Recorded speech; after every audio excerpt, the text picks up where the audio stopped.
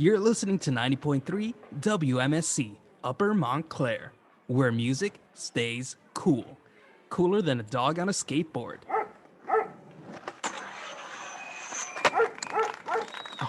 Okay, I take that back, but we're still pretty cool.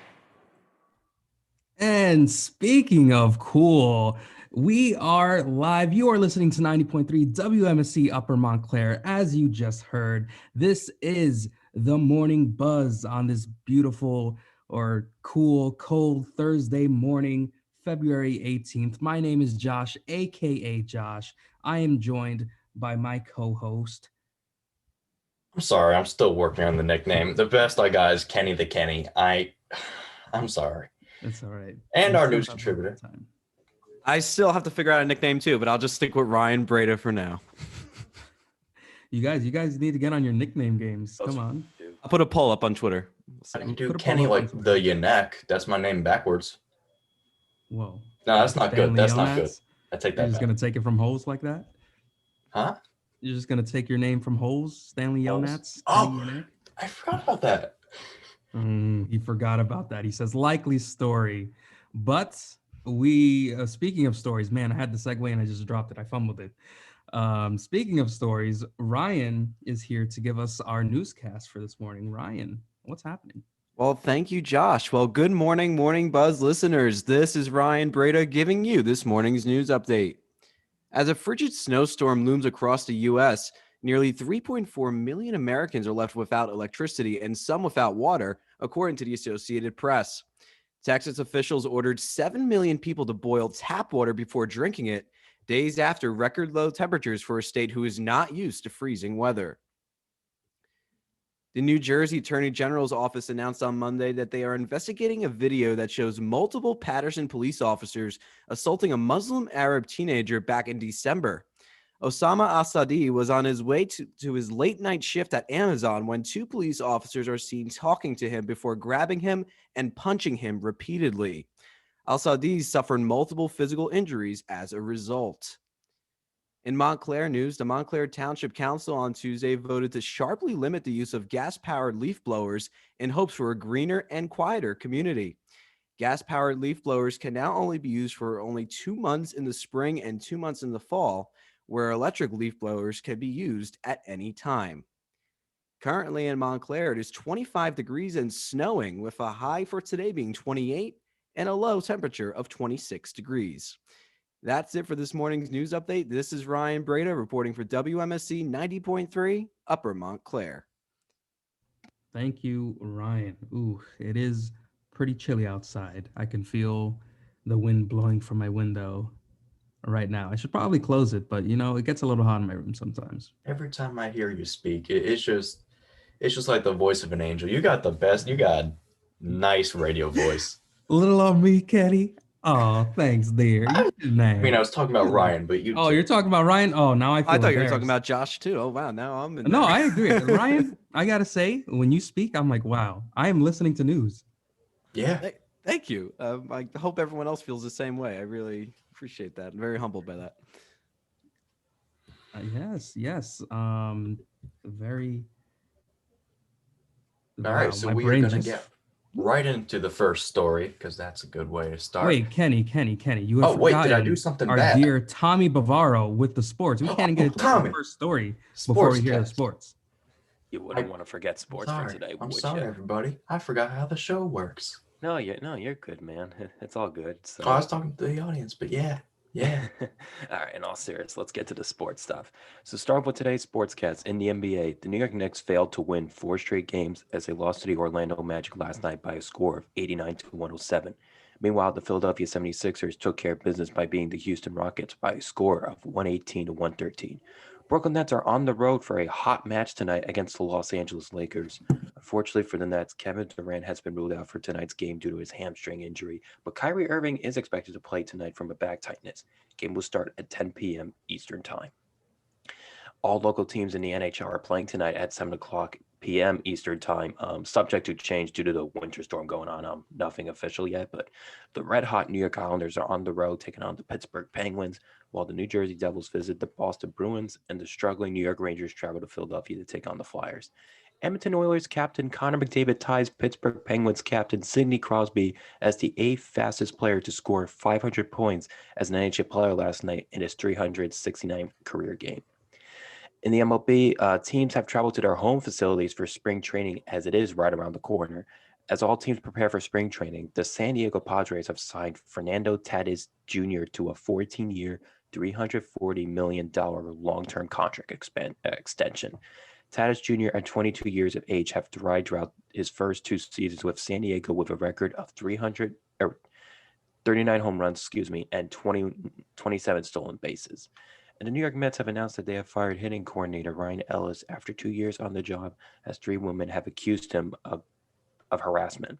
In addition to Ellis's dismissal, outfielder Tim Tebow announced yesterday that he will be retiring from professional baseball after 5 years as a minor leaguer for the team. That's your sportscast for today. Back to you guys. Thank you, Tommy. It's I was Welcome. gonna say it's a rough time to be a Knicks fan, but when isn't it? Hey, Well, actually, got 'em. not so far, not yet, because they actually are in the playoff race. The Knicks. Yeah, they actually are, which is actually surprising me. But do you Now- think, Tommy? I'm gonna ask you this: do you think that says something about how the Knicks are increasing, or how every team around them is decreasing as well? I think it's kind of both because this is a very tough division because everyone's competing and then I see teams behind them having the same record. So enjoy the moment now because it is going to go, it's probably going to go downhill at some point. See, the Knicks. The Knicks. Well, they've won More 3 downhill straight. than 4 last. That's a positive. Yeah, but then they just lost 4 in a row. No. They won 3 straight, but they failed to win 4 straight. Wait, did I say that correctly? I don't know, Tommy. Are you Okay, telling me the Knicks are well, better than they seem? I said they won 3 straight, but they failed to win 4 straight as they lost to whoever they lost last night. Oh man, my brain is fried today, guys. You know, New York sports, they've been in a rough spot for a while. Yeah, by but the Magic. To ease the pain, we'll move into our first story. Thank you very much, Tommy. You're welcome, for that guys. Sportscast. It's always a pleasure. My pleasure. Thank you, Tommy. So yeah, first story. Now it's actually time for the story. I was completely wrong before. So our first story. My jaw dropped when I found it. The U.S. life expectancy drops a year in the pandemic, most since World War II. Life expectancy. Minorities suffered the biggest impact, with Black Americans losing nearly 3 years and Hispanics nearly 2 years. According to preliminary estimates Thursday from the Centers for Disease Control and Prevention. Quote, this is a huge decline, end quote, said Robert Anderson, who oversees the numbers for the CDC. You have to go back to World War II, the 1940s, to find a decline like this. Other health experts say it shows the profound impact of COVID-19, not just on deaths directly due to infection, but also from heart disease, cancer, and other conditions. Quote, what is really quite striking in these numbers is that they only reflect the first half of the year. I would expect that these numbers would only get worse, end quote, said Dr. Kirsten Bibbins Domingo, a health equity researcher and dean at the University of California, San Francisco. This is the first time the CDC has reported on life expectancy from early partial records. More death certificates from that period may yet come in. It's already known that 2020 was the deadliest year in U.S. history, with deaths topping 3 million for the first time. Wow. That's unbelievable. Yeah. Or hard to believe, I should say. Yeah. I mean, it goes to show you the intensity of what we're dealing with, that, you know, it can make a visible mark on life expectancy. It's amazing, you know, not in a good way. It just leaves you kind of like, I'm struggling to try to wrap my brain around it, how our life expectancy has gone down. Like, that just seems something that's hard to measure, but the fact that it is measurable in this way, and it's gone down, what's quick maths, 20, 60, 80 years ago, it's at the same kind of levels. World War II was well over around 80 years. This quote from the article really has me struck. It says, quote, overall, the drop in life expectancy is more evidence of our mishandling of the pandemic. You know, it just shows the possibility of, if we took action sooner, as was mentioned before, things could have changed a little bit, right? It's incredible. It's kind of bone chilling in a way. Yeah, it's the way it made me feel is we all knew logically, of course, and emotionally that this is a terrible thing. But we, sadly, we kind of get used to hearing, oh, this many deaths, this many cases, which is terrible because that shouldn't be happening at all. And to me, this just felt like the one where it was like, wow, an entire year. What? An entire year? That feels like an eternity from like my past year, completely different. And that's obviously it's different, but it's completely lost. I think it's also been a product of people just becoming numb to this kind of news. You know,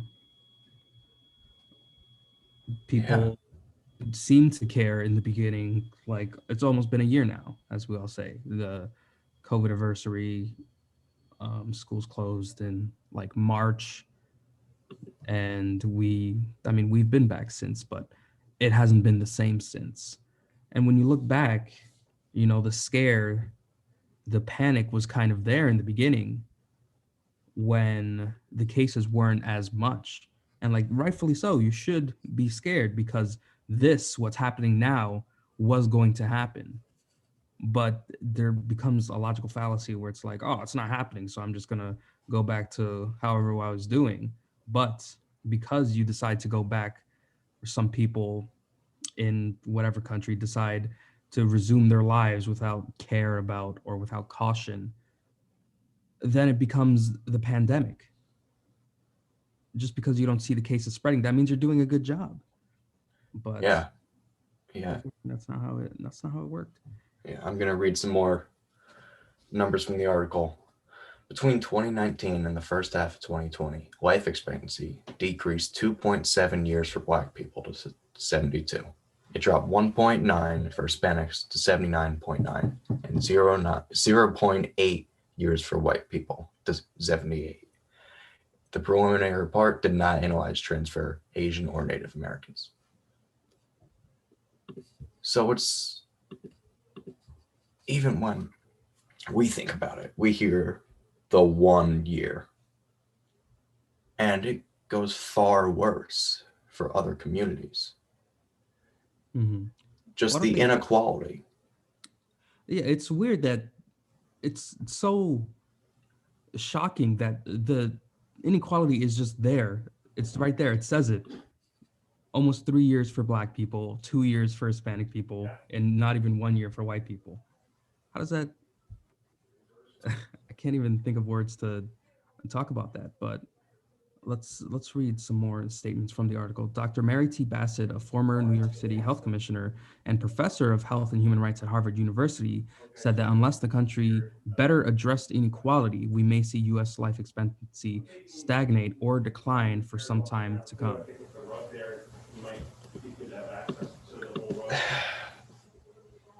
I think going forward, the U.S. is going to have a whole new outlook, and even the world, about like public health as a whole, whether it's creating ways for people to have access to healthcare, things like that, just so this inequality ends in a way. Because it's sad to see, but this is where our life is at, right? So promoting public health is going to be, I feel like, is going to be the norm, and it's going to be a necessity unless we'll see a continuing drop.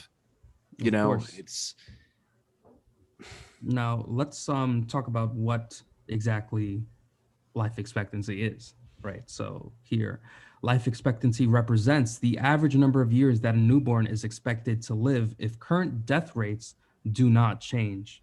Declines tend to signal grave societal problems like the sharp drop in Russia after the collapse of the Soviet Union.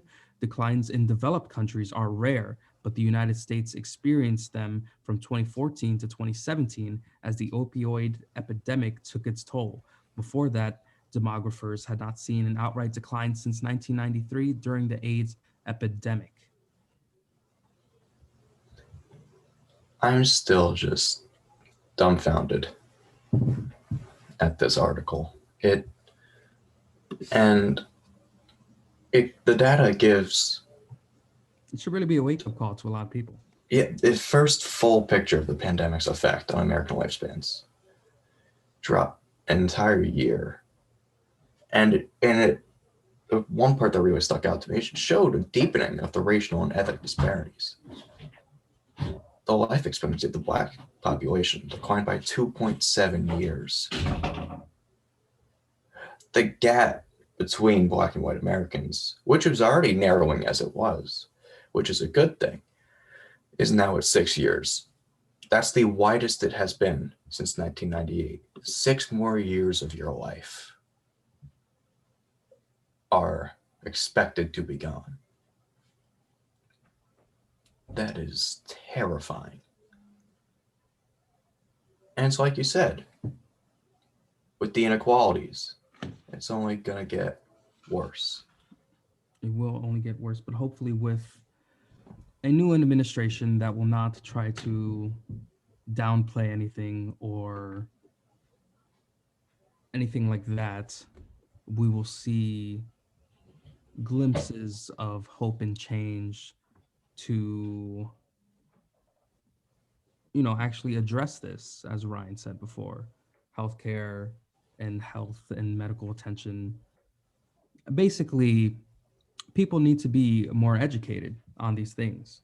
And I think that this past administration has showed us that we can't just let politicians and people do willy-nilly without paying attention, because that causes more harm than good. Yeah. I think it's time to move on to our next story. Yeah. USA has been experiencing some pretty gnarly storms, specifically Texas. Have you guys seen some of the social media posts about people's fans just completely freezing? I know that one was making the rounds on Twitter. I haven't seen that one. Yeah, there was a pipe that burst in someone's house, and there was just an icicle indoors on his fan that almost reached the floor. My oldest brother, he actually lives in Texas. Oh, does he have power? No, he hasn't had it for I think 3 days now. Yes. But let's talk a little bit more about this. So, deadly weather will be hitting the U.S. more often, this article states, and America needs to get better at dealing with it, experts said at Texas and other states battle winter storms that blew past the worst case planning of utilities, governments, and millions of shivering residents. This week's storms, with more still heading east, fit a pattern of worsening extremes under climate change and demonstrate anew that local, state, and federal officials have failed to do nearly enough to prepare for greater and more dangerous weather. At least 24 people have died this week, including from fire or carbon monoxide poisoning, while struggling to find warmth inside their homes. In Oklahoma City, an Arctic blast plunged temperatures in the state capital as low as 14 degrees below zero. Quote, "This is a different kind of storm," end quote, said Kendra Clemens, one of several business people in Oklahoma City who opened their buildings to shelter homeless people, some with frostbite, hypothermia, and icicles in their hair. It was also a harbinger of what social service providers and governments say will be a surge of increased needs for society's most vulnerable as climate and natural disasters worsen. Other Americans are at risk as well. Power supplies of all sorts failed in the extreme cold, including natural gas-fired power plants that were knocked offline amid icy conditions to a smaller extent, wind turbines that froze and stopped working. More than 100 million people live in areas under winter weather warnings, watches, or advisories, and blackouts are expected to continue in some parts of the country for days. Man, the stories today, it's not good. Yeah, that's real cold. I know that just sounds like a blanket statement, but Yeah. -14 with no possibility, like no power. Think about how it feels when you are in 40 degrees, okay? The difference between 40 and -14 is 56. That's like being from 96 degrees Mhm. to 40. It's a big difference. You're going 56 lower. And I think it's no understatement to say that these people aren't used to cold weather. You know, acclimation is it's a valid thing, right? We live in the Northeast. We're used to kind of chilly weather. We're also closer to the shore, so we have sea currents regulating our temperatures more than somebody inland, right? They're not prepared. They don't know cold weather like we do. Oh, yeah. Sitting in my room, it's probably like maybe less than around 60 degrees right now. I'm a little chilly. My knees are like, ooh, I should probably put on a blanket. But negative 14 for somebody who's used to sweltering heat in the South. Yeah. I went to visit my brother back when I was like a junior in high school. And I remember it was hot the entire time. And I remember him liking it. He'd gotten used to it and he enjoyed it. But now it's like he's back at home. And it's weird because they see an inch or two of snow and like their minds are blown Yeah. because they're just not used to that. They're not used to it and they're not prepared for it. I don't think they have the facilities like we do. Snow drops and you have plows out, salt all over the roads. Like I'm not saying that they're not prepared at all, but they're like I can imagine something like what in tarnation, you know, that kind of thing. You could say Yeah. they're not. I'm willing to say that they're not prepared at all because they, you know, They have to have something. Right? it's just in regards to climate change. This obviously science says this weather in Arkansas and Texas, Oklahoma City is because of climate change. Look at the weather that's been happening from California with the wildfires, Texas with the snowstorm now. No, there needs to be an infrastructure change for renewable energy so millions of people can still have their power and if a snowstorm happens in Texas, right? The weather is obviously changing, especially because of global warming as well, but there needs to be systems in place to address climate change, and the governor of Texas has not done so. And if you read the statements he's made as well, it's just a long-term, this could be even more deadly, talking about our first story, right? Like it's a huge issue, and it's mind-boggling to me that some people just aren't getting it. Yeah. The temperatures, they've been in the low teens for days. And the state, despite its dominant energy sector, saw rolling power outages turn into prolonged blackout, left more than 4 million people in the dark and cold. But people are not the only ones having a tough time in Texas. Residents, some of whom lack heat or basic amenities in their homes due to the unusually chilly weather, have been rescuing cold, stunned sea turtles and taking them to a convention center in South Texas resort town. It's the two stories that we've gone through so far. It's really exposing to me the effect of problems. We are all aware of these problems, but now that they've been quantitated. Another big thing So bad. is, you know, me stalking Twitter last night, seeing a lot of different reactions from different people. The contrast in the same event and how people see it, because it was multiple, it wasn't even one, multiple Twitter users tweeting about how they were blaming the Green New Deal for this. They're like, oh yeah, thanks. It's like that's not even a thing yet. First of all, that's not going to be responsible for your power going out. That's not a causation. It's not even related to what's happening right now. That deal is supposed to try to help that, but it's not an immediate effect. Yeah. And it's just the misinformation and the assumptions. It just blows my mind. There was also U.S. Senator Ted Cruz. I don't know if you all Yes, have I was heard gonna of him. mention this. U.S. Senator Ted Cruz flew from That guy. Texas to Cancun while the state was freezing to death and having to boil water. let's think about that. So a U.S. Senator, again, Ted Cruz, Your senator. flew to Texas while Texans No, he flew to have. flew to Cancun. Cancun. Oh, I'm sorry. He flew to Cancun. He can't fly to Texas. He flew to Cancun while the state was freezing to death and having to boil water. Let that sink in. I know on another day of the Buzz recently, That's unbelievable. the hosts were talking about how Kim Kardashian and her family, they like went to some remote island and rented it out for a couple weeks. That feels like the equivalent to this. It's I think this is worse.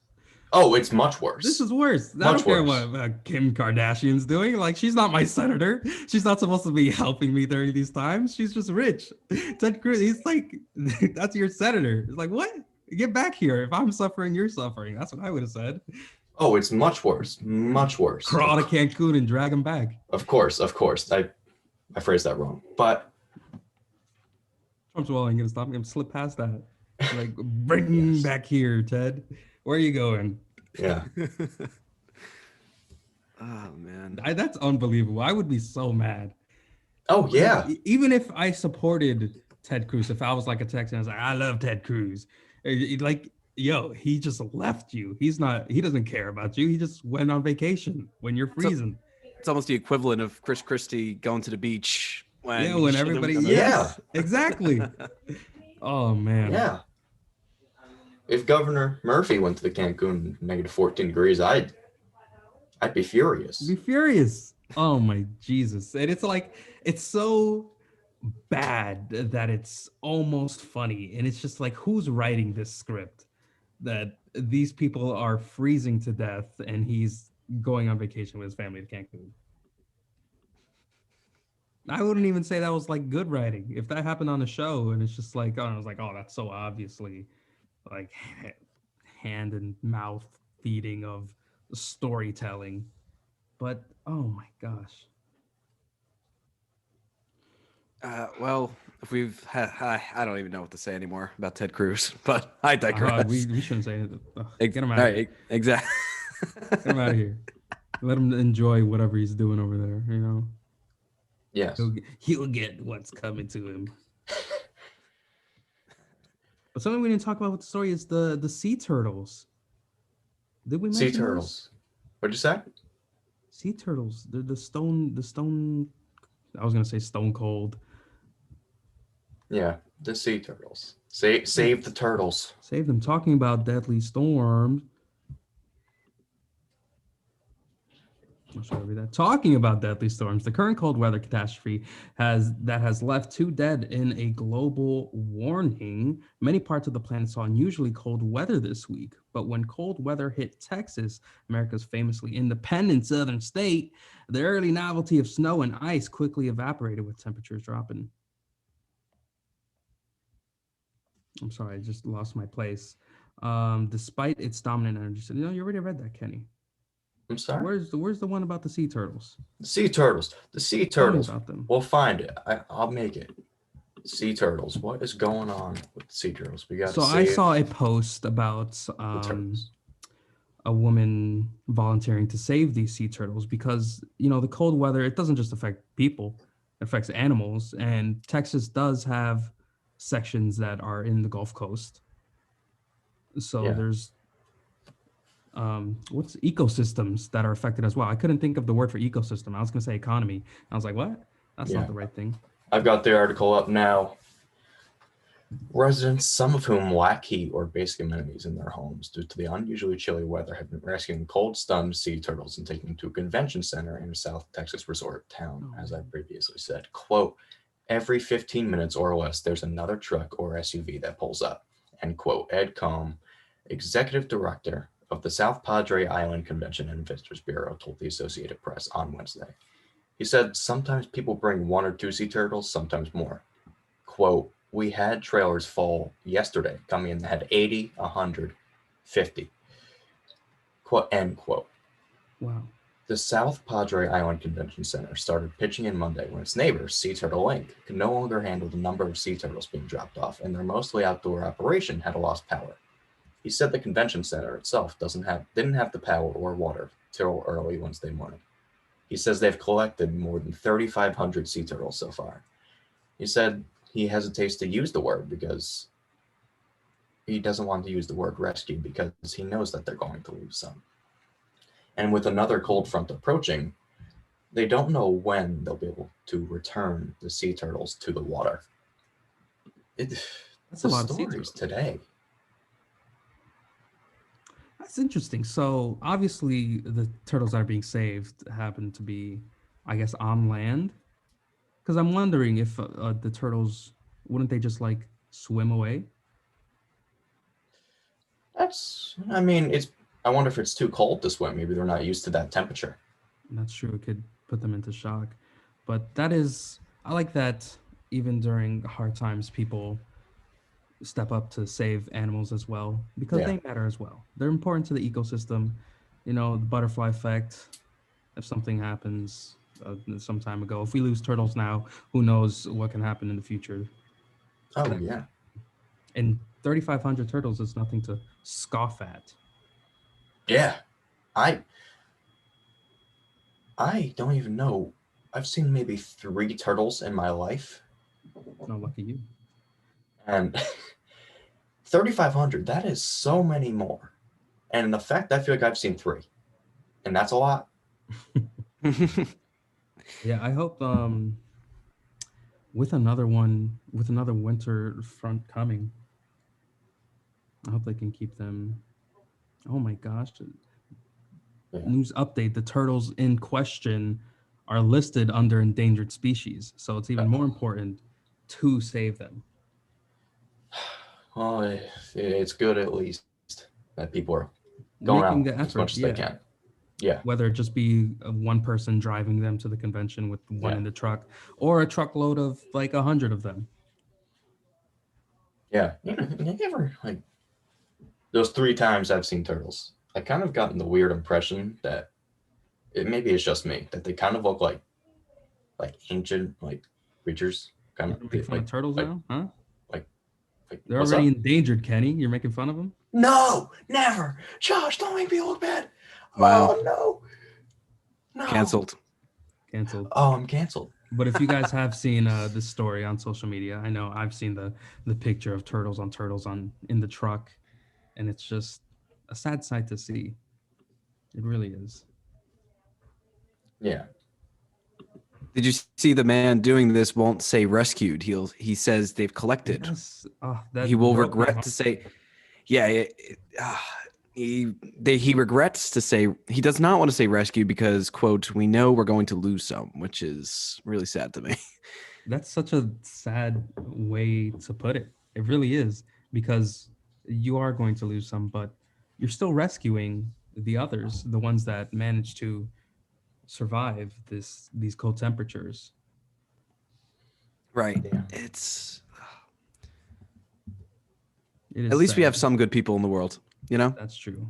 Yeah. So On to our next story. Speaking of ancient life, oh, Kenny had a transition there, didn't he? Yeah. Oh, man, I had it all totally lined ruined it. up, and I was like, okay, I guess we're still staying with this one. Speaking of ancient life, like turtles, NASA launches a Mars rover to look for signs of it. Ancient life. I assume on Mars because it's the Mars rover. Yes, it's Mars.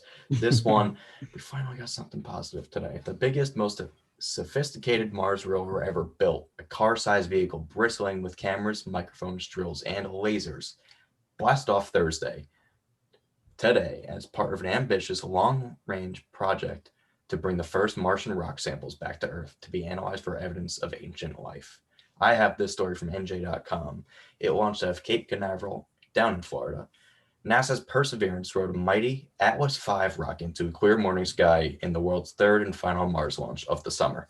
China and the United Arab Emirates got a head start last week, but all 3 missions should reach the Red Planet in February after a journey of 7 months and 300 million miles.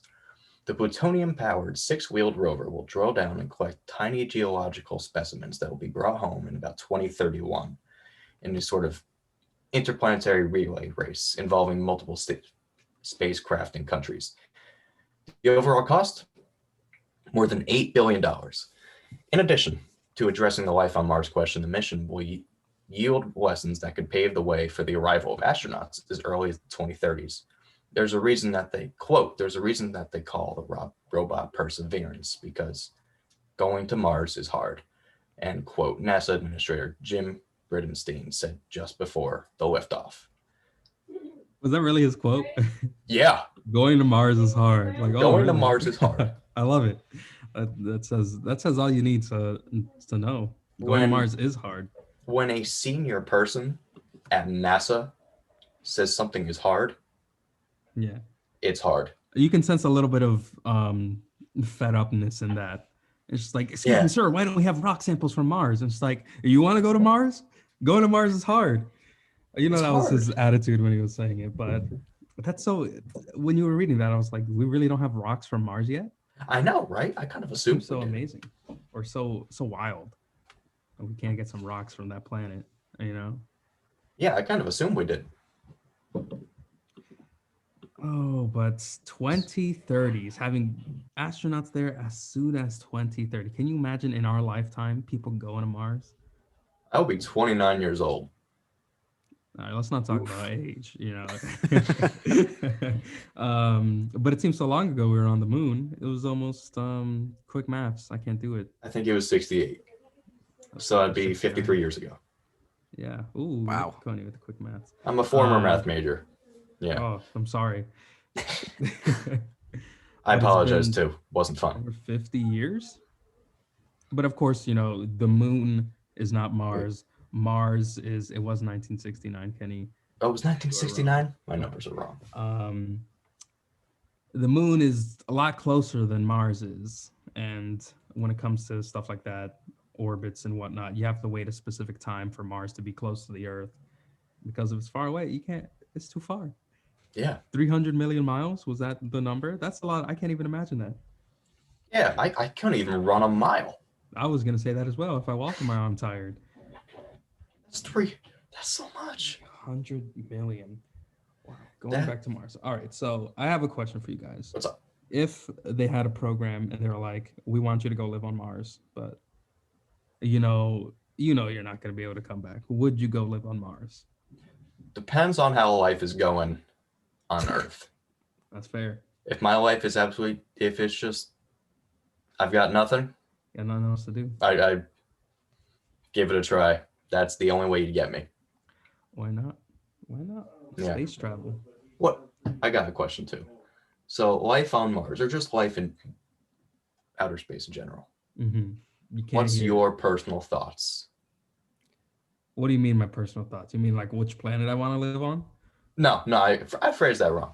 Like, do you think there is planetary or extraterrestrial life? Do you think there's someone out there? Is that what Your personal think theory. there's someone out there?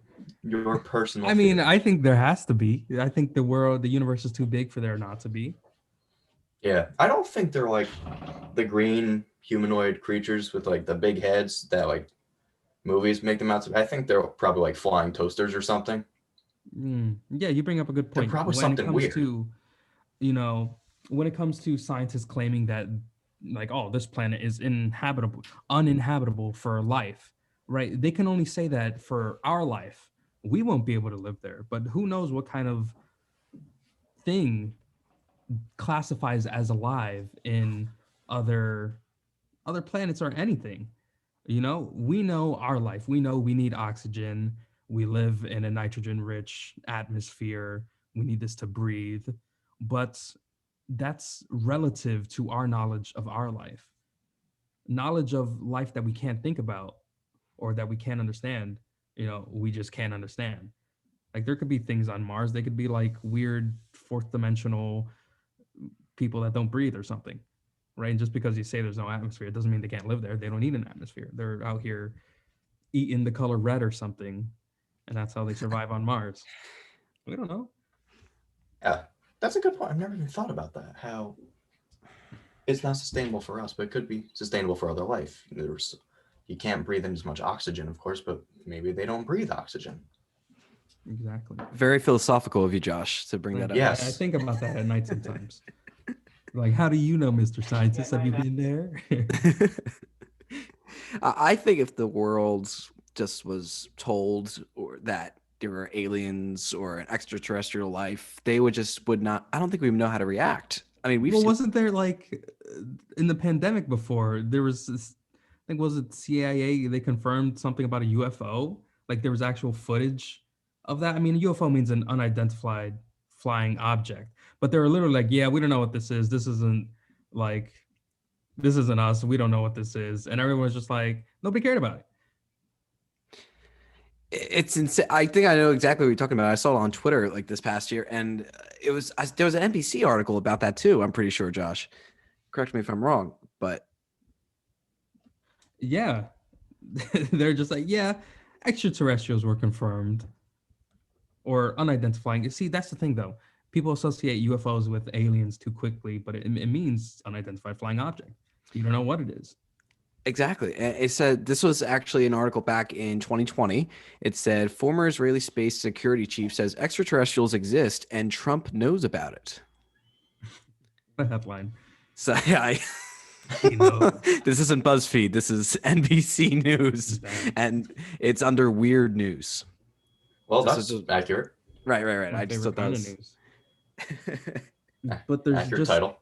an actual admitting of not knowing what this thing is that we've encountered, and no reaction, no buzz about it.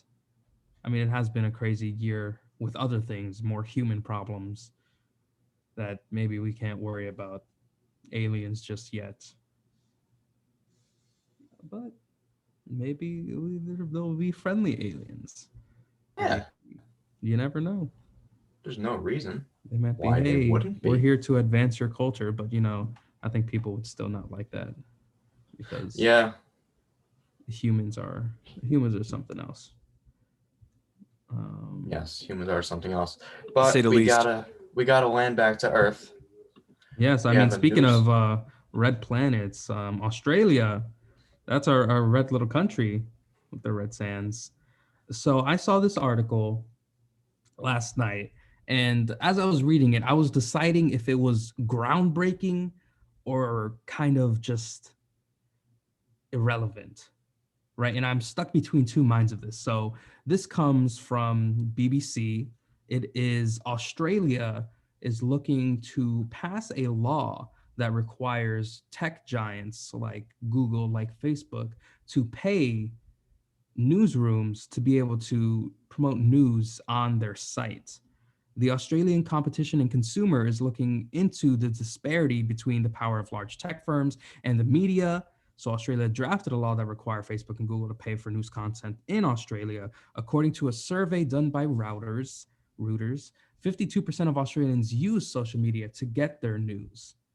And under the law, certain penalties could be up to 10 million Australian dollars or 7 million in US dollars. And there's a lot going on. Facebook then decided to block Australian users from viewing news on its site, but it also accidentally blocked some important medical healthcare and government service pages by accident that were crucial for people to view. That's not technically news, it's service. But Google, on the other hand, has agreed to some deals with news outlets such as Nine Media for a total of $30 million annually to those newsrooms. Facebook believes the law does not capture the relationship between social media and newsrooms, but the Prime Minister of Australia, Scott Morrison, will not be intimidated by the tech giant's removal of said news. Now, I'm still deciding Reuters. Okay, thank you, Annabelle. I'm still deciding. This seems so big, but at the same time, I don't know. What do you guys think about this? So I'm going to say what I think a little bit. So Google and Facebook, obviously some big sites that people get their news from, right? And for the most part, for recent or for a long time, it's been almost, I wouldn't say a true monopoly, but like a monopoly of what's the word, like traffic through those sites. Who has a different search engine than Google? You know, Bing. Yahoo, Bing, they exist, but they're not the same. They don't have the same kind of defaultness that Google has come to acquire over the years. Yeah. Google is, I would say, the default. I know definitely in America and probably around the world. Yeah. I once heard a guy whose email address was at Yahoo, and I remember thinking, huh? What? Hmm? Exactly. That's just so odd. So Australia is looking to require these people to pay. What are your opinions, Ryan? What do you think about this? Well, we've seen a lot over the past year or so with a lot of misinformation online, and big techs, especially Facebook, has just kind of said, we're not going to get involved in this, and it's been, talked about a lot. And now that's kind of changed a little bit, as we've seen in the past few months, since last month after the Capitol insurrection. I do think that the internet does need some regulation, but at what ways do we do it? In what ways does the world do that? Because I think everyone knows that big tech is an issue, but how do we go about it? You know what I mean? Because there's just a level of trust that's like either leaving or staying the same. Yeah, I definitely props to Australia for, not backing down in that sort of sense. But it seems such a daunting task. Part of me, I think this is like my indoctrinated societal brain. It's like, oh, why would they pay? They're providing a service. We can use it. And then we find out all these things. But at the same time, they're taking our information, they're selling it, they're advertising things to us. And it's like, you know, that's not cool. Yeah, it's weird that an entire country is fighting a company. That thought, and there are different laws between different countries, and that makes it harder. But this, I mean, I feel like countries kind of need to work together on stuff like this. hmm I mean, getting countries to work together. I'm no politician, but Yeah, it can be hard. But I think this is a step in a good direction. It starts with having these kinds of talks about, what's going on. Like, can we really just let Google do Google things without anyone saying, hey, no? But another interesting little tidbit of information from the article was for every news article, for every $100 of advertising paid to, I think it was Facebook, right? Google would take around 50 something dollars. Facebook would get 20 something dollars, and the rest would go to newsrooms, which is a pretty big disparity for a case of $100, Google getting over half of it, and then 2/4 shared with Facebook and the respective newsroom.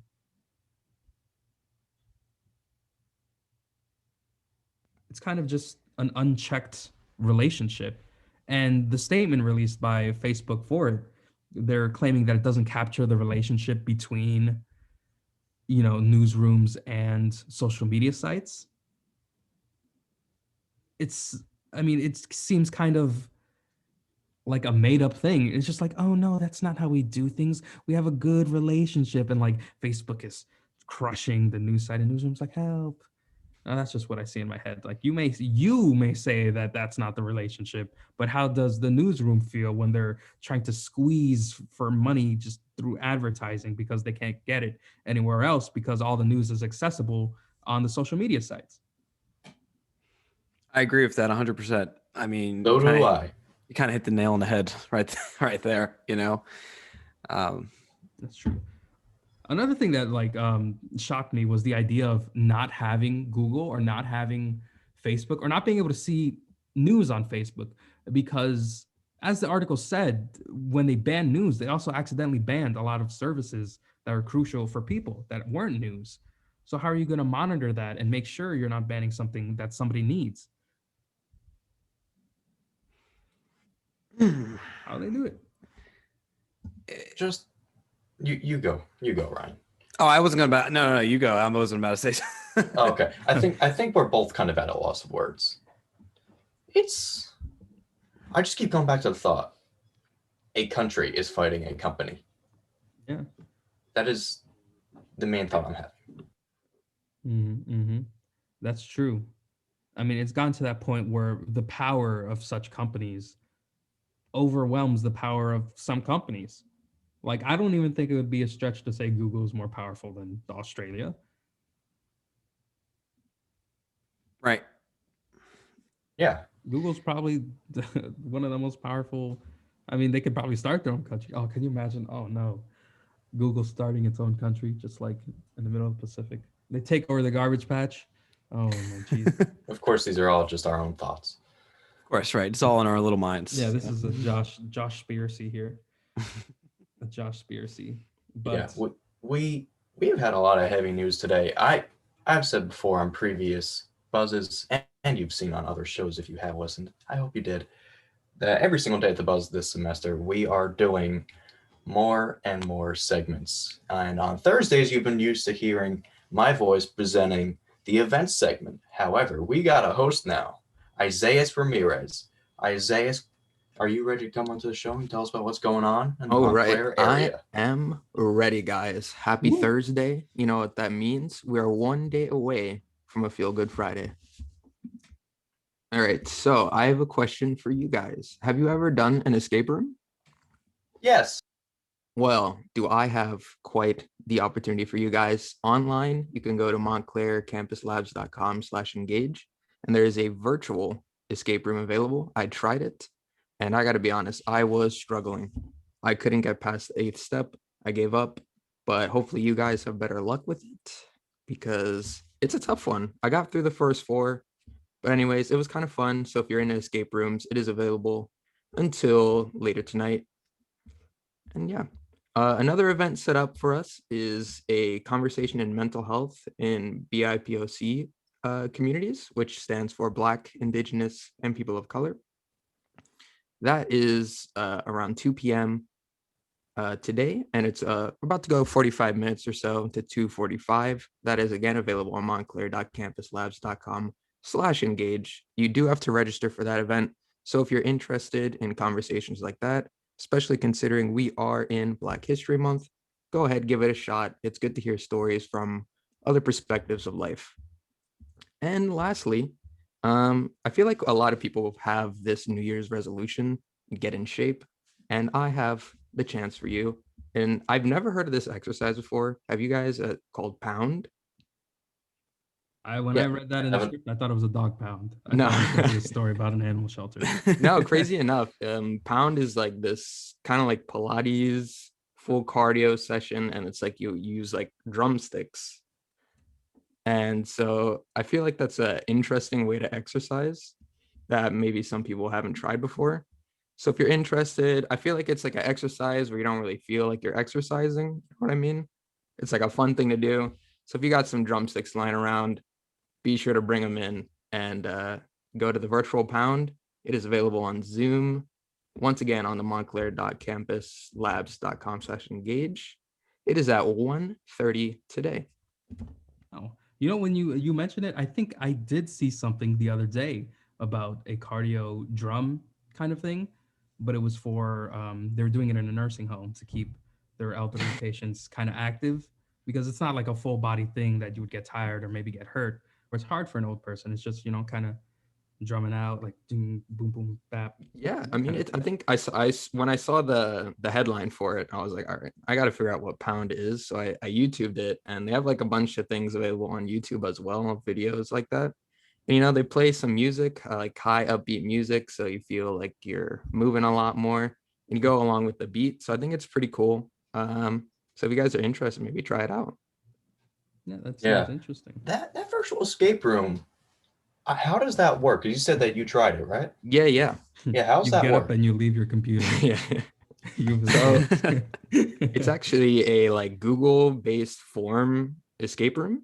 So it like starts out with like a question, and then you type it, and you gotta like try to decode like these little hidden messages. Ooh. And the one that I got stuck on with, and it's like a very big problem of mine, is I'm terrible at crossword puzzles. So it's like you have to find this 11-letter word, and I'm already struggling. My eyes are like going sideways.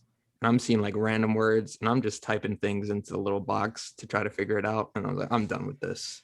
They do give you hints if you are stuck though.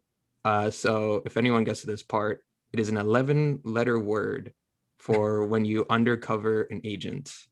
And I was like, I even tried. I'm not gonna lie, guys. I tried cheating, and I still couldn't find the answer. So if you guys ever need an escape room with me, do not invite me because it is not a good look for me. Oh no. Oh, that is unfortunate. See, now I'm trying to think an 11 word for when you Yeah, isn't it undercover. like I didn't know what it could be, and then I I'm want to just try this typing now in. because it seems interesting. No, it was pretty fun. It says it could be completed in 20 minutes or so. I was staring at my computer for like 30 minutes, so I think that's more a judge on me than the actual game. But hey, I tried at least. You made an admirable attempt. I did. That's all that matters. Yeah. Have All you that two matters ever is- done an escape room? I know I did. I've never escaped the room in my life. Only the virtual one. And Wait. I always saw like the ones at the mall. They in Rockaway, they have like a big mall. It's like a store for it, and you can try it. But I was always like, one of these days I'm gonna try it. And then I think it closed because of the pandemic, and I never Mhm. got the chance. It's Yeah, true. I've never been able to go to an escape room either. But you know what? Maybe we could do a virtually one and stay safe in the process. So Yeah, that sounds good. An escape room, I haven't been, but it's all about who you go with. I'm not gonna try to call out any of my friends, but I don't know if I'd be able to escape a room with them. especially Lewis, Yeah, especially Lewis. I don't even know if he's listening, but oh my gosh. shout out to Lewis. Lewis Beyond the Lilo, our news director. But we are reaching the end of the show. An hour goes by so fast sometimes. Just absolutely flies by. Of course, you have been listening to 90.3 WMSC Upper Montclair. This has been the Thursday edition of the Morning Buzz. I've been Josh, aka Josh. My cohorts over here, Kenny Horn, he still needs to come up with a nickname for him. He's going to try to take the holes approach and go Kenny Yanek, like Stanley Yonas, just spell his name backwards. It might work out. It depends on how much you embrace it. I'm going to give you guys a hint. You just got to dive into your nickname. I said Josh, aka Josh, once. The DJ training me loved it, and now I'm Josh, aka Josh. So I'm doing a little snapping for you guys, Ryan. I want to steal It yours works. though. Yeah, you can't steal. Wait till I graduate, huh? How about that, buddy? Next Next semester, maybe. I'm Kenny, aka Kenny. Yeah, but that doesn't work as much as Josh, aka Josh. You know what I mean? You got to earn it. You have to embrace it. Use like the that. single syllable. Kenny the transfer. How about that? That's That's pretty good. Ow. Oh, but thank you all for tuning in to the Morning Buzz this morning. The Morning Buzz airs every weekday from 8 a.m. to 9 a.m. And there's even a weekend version on Saturdays, 8 a.m. to 11 a.m. On Sundays. Sundays, 8 a.m. to 11 a.m. Oh, Leslie and Caitlin, if you're listening, I'm sorry. They're not. They're recording right now. But that is all for this. Thank you for tuning in. I was going to say thank you for being a friend and start singing Golden Girls, but thank you for being a friend. Bum, bum, bum, bum. Travel down the road and pass again. Yeah. All right, I think that concludes our show today. Stay safe, everyone.